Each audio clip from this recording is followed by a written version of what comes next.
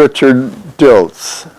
I served in the Army in the World War II for 3 years up until the year of the end of the war. My 106th Division, which I was with, then took the place of the ones on R&R, and they shot us up to the front. Well, my job was to set up communications within the battalion. I was in battalion headquarters. I was supposed to be aware of what's going on around me, landmines, if we caught prisoners, to interview them, and keep open on the communications within the division, regiment, and on up to Army. Our headquarters was in St. Vith, Belgium. I got up there and I was at loose ends. I decided to take a crew of soldiers out and look around, see what we had and where we were.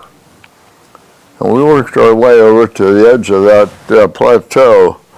And I looked down, my God, 24 divisions of German soldiers, jeeps, guns, tanks, you name it.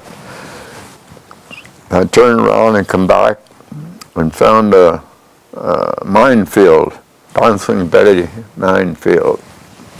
Bouncing Betty was designed to jump 4 feet in the air and then explode. So I turned in my report to the colonel. He says, we'll get that up to regiment. And I had a radio man out about 300 feet in the woods there, set up, and took the coordinates of the minefield and my report of the German army to him, and he radioed it back to St. Vith in Belgium. And I sat down on that bench, and the bomb came in and blew me across the room. And the next 2.5 hours, I was out. I looked at my watch, and it told me the time. God, what a mess. All my back coat was all ripped up with shrapnel. I got a piece of my head yet. They were going to dig into it, and I wouldn't let them because my eyesight nerves are there, and I don't trust them. And when that bomb went off, the Germans come up through the Ardennes forest and attacked the linemen. Now, we had 2 divisions covering 128 miles of front. I figured that out later, and with the 24 divisions of the Germans down there waiting to move, I was on the line. I would have 12 Germans looking at me with their guns, and all I had was a little carbine. The Germans moved in and took over, and they were waiting to evacuate the wounded, prisoners of war, and so forth, which I became a prisoner at that point. The Germans took us, made prisoners of us, loaded us on a train, and decided to use us on farmlands to produce food. There were 20 of us in this boxcar, and we're on our way to this farm where we're going to work. And an 8th Air Force plane flew over, and we could see it make its turn, come back, and tut-tut-tut-tut-tut. They're supposed to have a Red Cross on the train, they didn't. He strafed the train, the engine dropped us, and ran off into the woods and hid. And the airplane made another circuit, and came back again. When that happened, I dropped my eyes to the floor, and 2 holes appeared in the floor. Bullets. And I said, oh, what the hell with this? And I just stretched out, and I decided, if I'm going to get hit, I'm going to get hit. I've been that way to this day. I don't worry about anything. I take what comes, make the most of it, and that's it. Another train come in and dropped a boxcar opposite where we were. And the guards went over there, and they were able to slide back the door, and one guard started to get in, he stopped, he turned around, and I thought he was going to throw up. And I heard the guard, I says, "Was machen Sie?" And the guy says, "Essen," eating. the Russians were eating each other to stay alive. And it was a mess. Dead Russians in there, blood, and we could see all that out our window. And I was put in the Stalag the second day, and the Germans got the prisoners and talked to them, and the prisoners all said they'd like to have a Christmas carol party. And the German says, okay. He got an orchestra organized out of the British Army, who had taken captured in Africa, and they put on a musical for us on Christmas Day, and it was a tearjerker. There was just a let up on everything. Everything just kind of drifted, you might say. We were waiting for the Russians to show up. And they were coming down that road. It was going to be running right alongside that German farm. And everybody knew it, and things were starting to let up. Now this was about 6 months after I was captured. All this took place. A German overseer sent for me. I took Calvin with me. Well, after his office, he had 2 German generals, I guess you call them. All the gold braid, the medals, the sword, full dress uniform, red, Prussian Germans, red uniforms. He introduced me to him, and he says, we want to surrender to you. And I said, surrender? He says, yeah. We want to get in the truck and ride the truck to the American lines and surrender to you, and you take us into the Americans. I said, fine. I said, I take my men with me. He says, good. He says, we'll leave in the morning. And so, the morning come around, the prison door was open, looked outside, couldn't see a soul. Truck was gone, they took off. So here we are by ourselves. Well, we kicked it around, we didn't know what to do. And one of the boys says, let's make an American flag and put it over our doorway of our prison. I thought, well, it might help. I says, fine, let's do it. So we took a bed sheet and a drape off of the window in the house and a tablecloth, and they had a sewing section for repairing uniforms and whatnot of the Germans, and all that was there. And a half a dozen of guys got an American flag made, believe it or not, a red stripe, a white stripe, red and white, and they got a piece of blue off of the tablecloth that was checkered, and they put white stripes over that, and they pinned it all together, and they put it up over the doorway. And we were out there, and we just got that flag up there when here come 2 Russians in on bicycles, medics, drunk. Jumped off their bike, and they looked at us and pulled a Thompson machine guns up on us, the drum, and we hollered Amerikanski, and anything that sounded like it. And this one guy stumbled, and I watched him. He balanced and looked up and he saw that flag, and that saved us. 2 days passed, and all of a sudden here comes about 50, 60 trucks with the horns blowing, loudspeakers hollering, all English and American, get in the trucks as fast as you can, don't bring anything with you, get in the trucks. We're pulling out in 5 minutes. Well, you never saw 500 guys move so fast. We got in those trucks, we pulled out, and we left. They turned us over to the Belgians, and the Belgians kept us one night, gave us something to eat, and the next day, the Belgians turned us over to the English. The English turned us over to the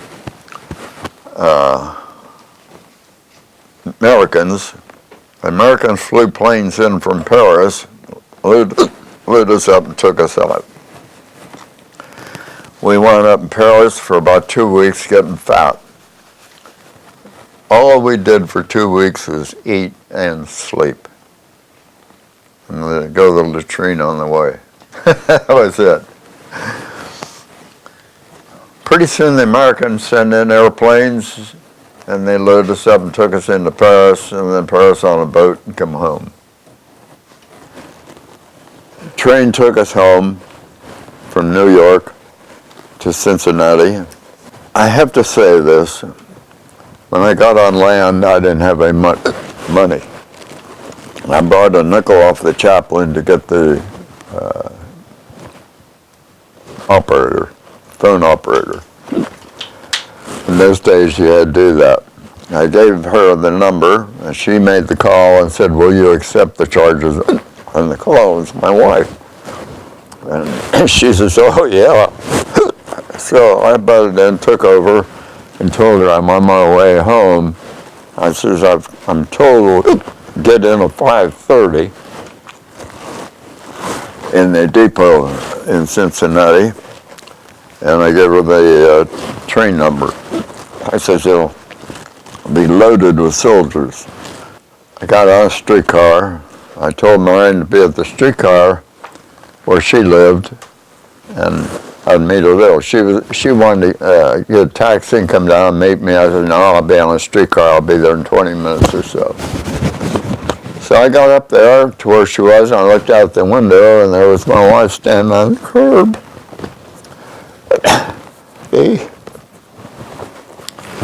The traffic was at 5-something when all the workmen were going home. The cars were on. It was wintertime, and it was cold, and all the headlights on the cars were on. It was a 6-lane street there with a streetcar run. The people on the streetcar all hanging out.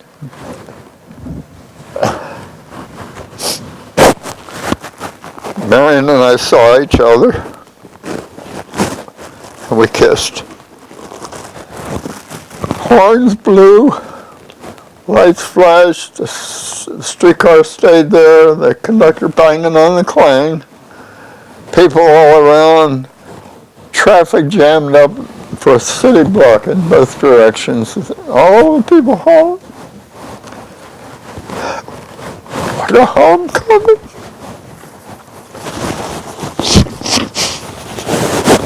That was the fulfillment of everything.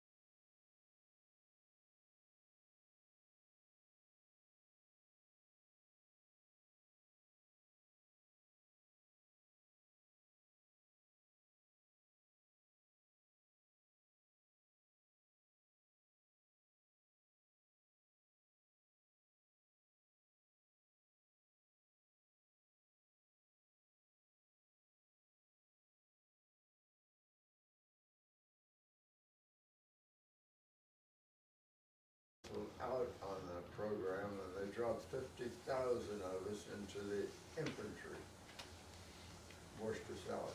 That was